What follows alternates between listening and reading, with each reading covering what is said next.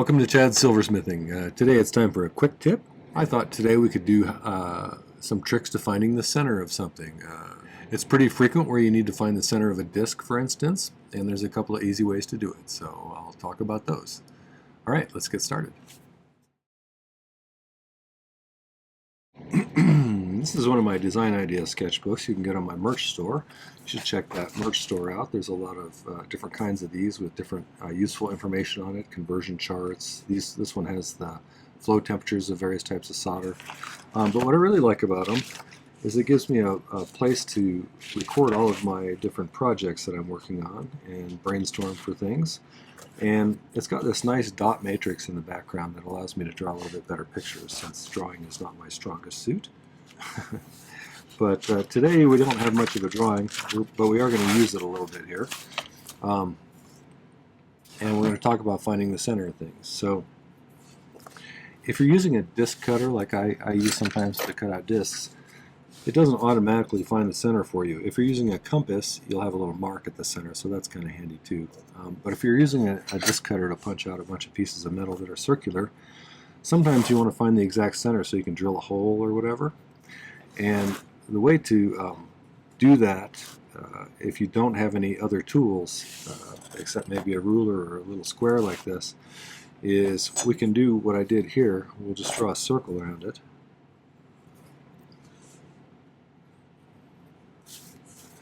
And we can use our little square to make a square around it.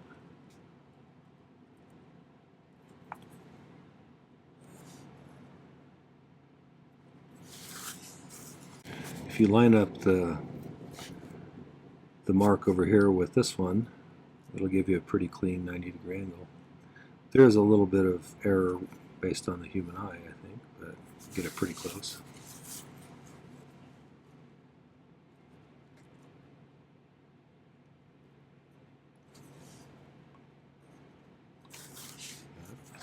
And then if we draw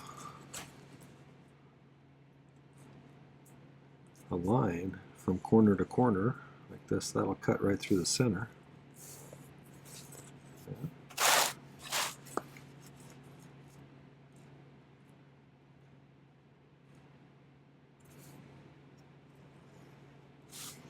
That's pretty close. And then if I put my disc right in the center of that circle, let's make sure it's in there. You can tape it down if you want to with a little bit of tape on the back side. Make sure it stays where it's supposed to go. If you line it up along that line like that, and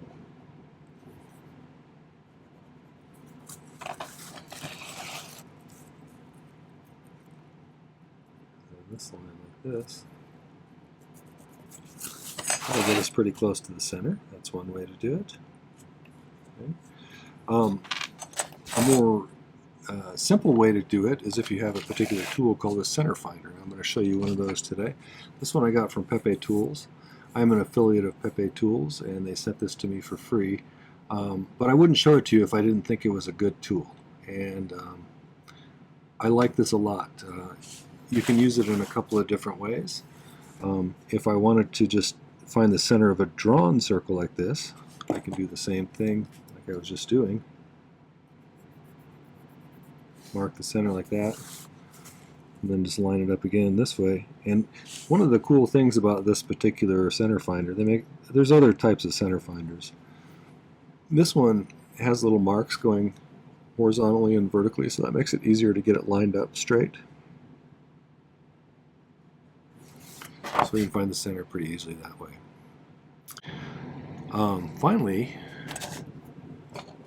if you want to do it on a disc of metal here, it's got this slot going all the way through it like that. And if I put that right in the notch like there, I'm going to use a marker for this one so you can see a little bit better.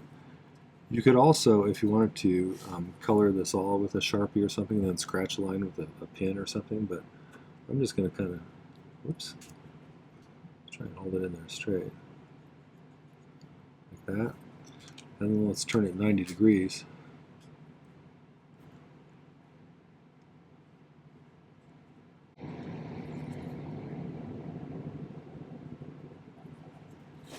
There we go.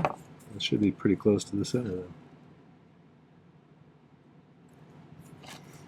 I also wanted to show you, you can actually even get pretty close to the center of an abstract shape like this. So I cut this piece of copper just so it had some kind of angular sides. But let's see if we can get pretty close to the center on this one. We just do it from all different angles.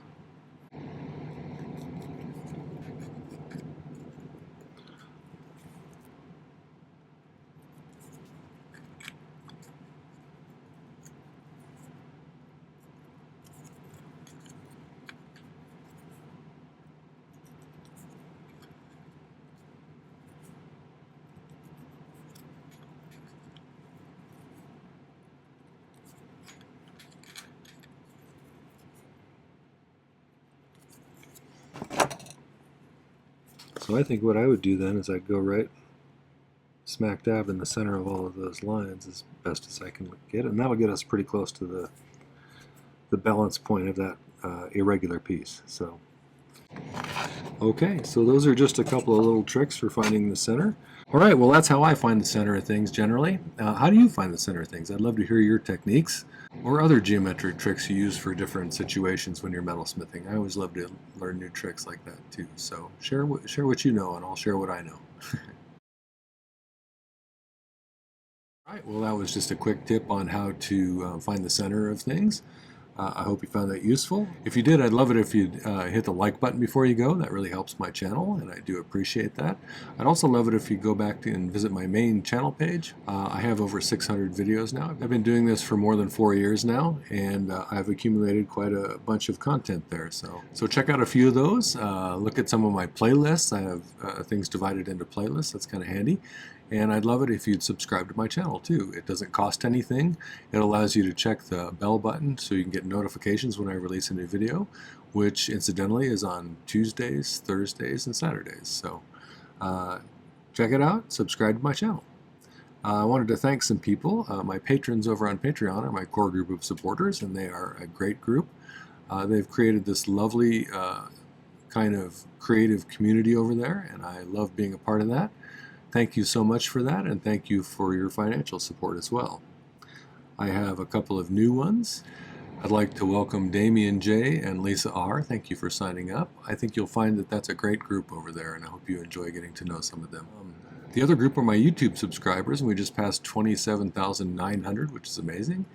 Thank you for that. Thank you also for the lovely comments that you leave and the financial support. The Buy Me a Coffees, the super thanks, the merch purchases, and my ebook purchases, which are all ways that support my channel and help to keep this sustainable for me. So thank you for that.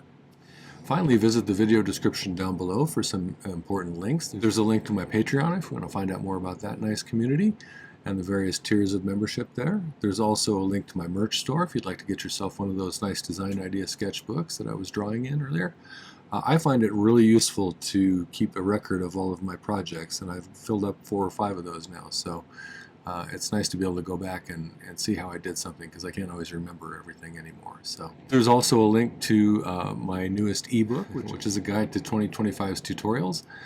I did last year over 170 video tutorials, and there's a page for each one of those in the ebook with a link to it. It includes some other information like a picture of the sketch I drew, a picture of the final outcome, a list of materials it takes to make the project, stone information if there's a stone in it, a difficulty rating, and some notes I took about it outside of what I covered in the video. Things I might have realized after the fact. Would I have done it differently if I was to do it again? What did I learn from it? I almost always learn something new when I try something new like that. So it's a great source of information, a whole bunch of projects right at your fingertips, and a nice way to support my channel. You can even get the last 3 years of that. I've done it for 2023, 2024, and 2025. If you buy all 3 together, you'll find that there's a $15 discount.